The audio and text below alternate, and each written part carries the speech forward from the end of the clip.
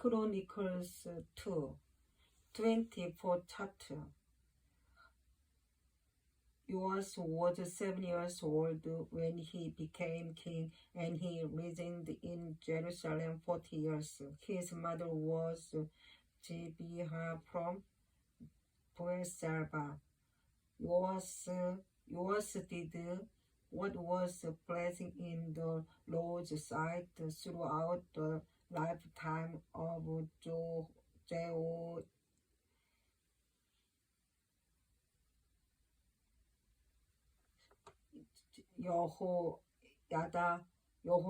the priest.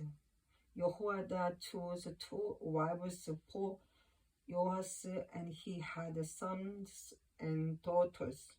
At one point, Joash decided to repair and restore the temple of the Lord. He summoned the priests and the Levites and gave them these instructions: go to all the towns of Judah and collect the required annual offerings, so that you can repair the temple of your God. Do not delay. But the Levites did not act immediately.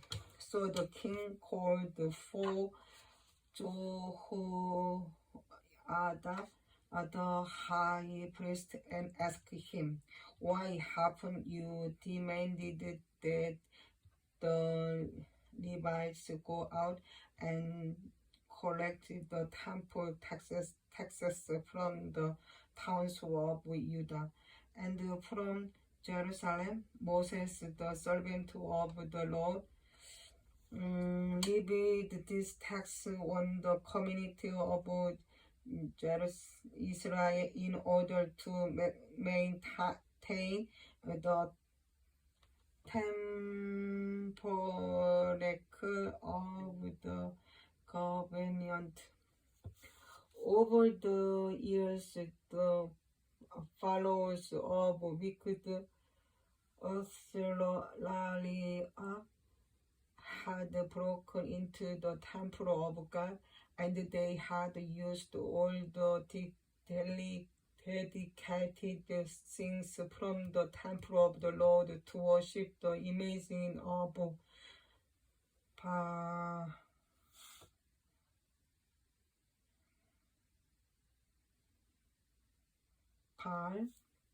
So now the king ordered the chest to be made and set outside the gate leading to the temple of the Lord. Then a proclamation was sent throughout Judah and Jerusalem, telling the people to bring to the Lord the tax that Moses, the servant of God, had required of the Israelites in the wilderness. This pleased all the leaders and the people, and they gladly brought their money and filled the chest with it.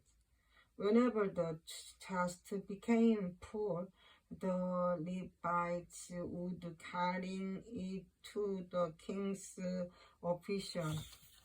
Then the court secretary and an official of the high priest would come and empty the chest and take it back to the temple again. This went one day after day, and a large amount of money was collected. The king and Jehoiada gave the money to the construction supervisor, who hired masons and carpenters to restore the temple of the Lord. They also hired metal workers who had articles of iron and bronze for the Lord temple.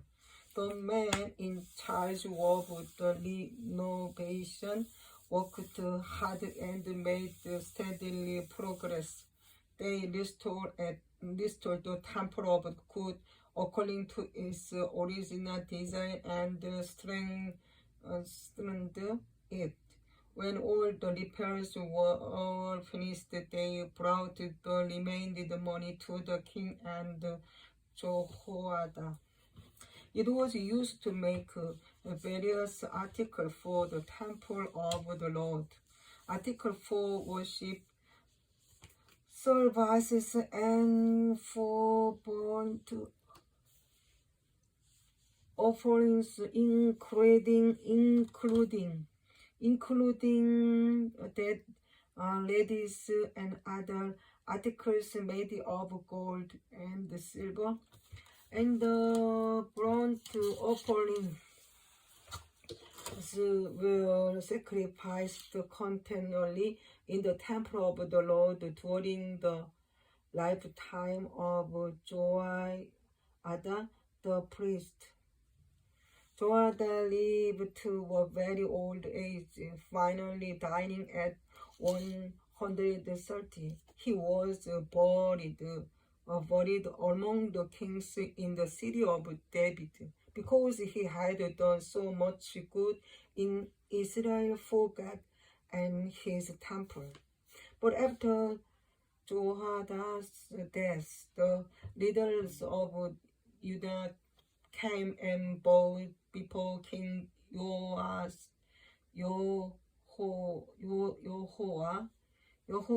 and persuaded him to listen to their advice. They decided to abandon the temple of the Lord, the God of their ancestors, and they worship Asherah poles and idols instead. Because of this sin, divine anger fell on Judah and Jerusalem. Yet the Lord sent prophets to bring them back to him. The prophets warned them, but still the people would not listen.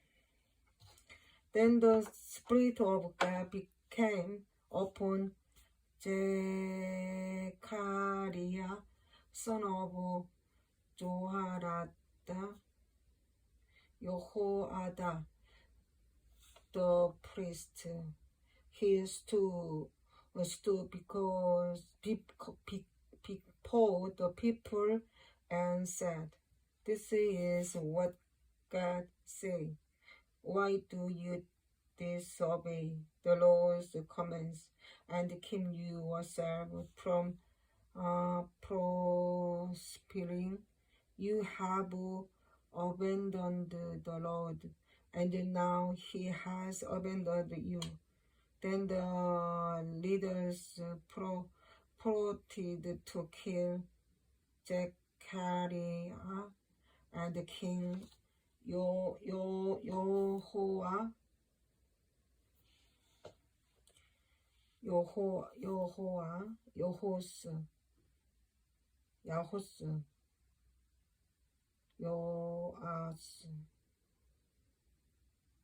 ordered that they stone him to death in the courtyard of the Lord temple.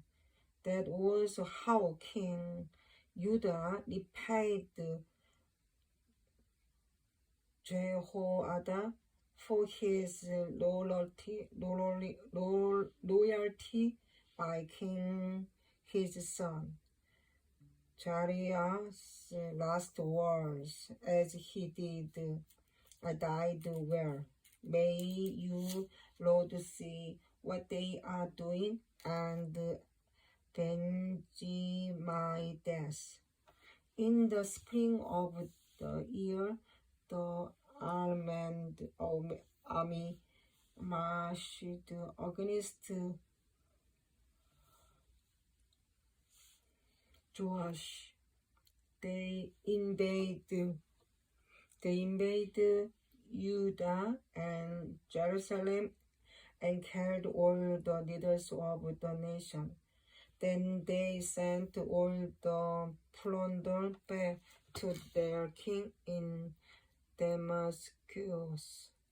Although the Armenians attacked with only a small army, the Lord helped them conquer the much larger army of Judah. The people of the Judah had abandoned the Lord, the God of their ancestors, so lodgment was carried out against Joash.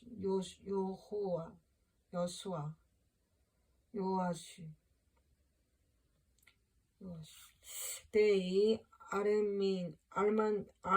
Arameans withdrew, leaving Joash severely wounded, but his one official plotted to kill him for murdering the son of Jehoiada, the priest. They assassinated him as he lay in bed. Then he was buried in the city of David, but not in the royal cemetery. The assassins were Jojaka,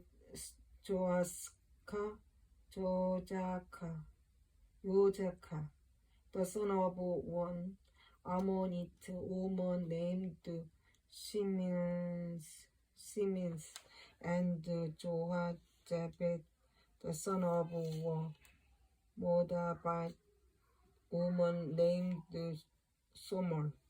The account of the sons of Joash.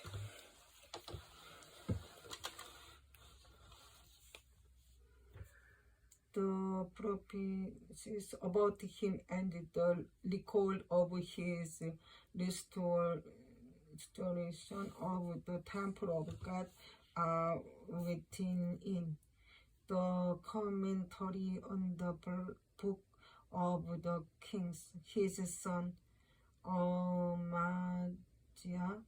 Amaziah became the next king.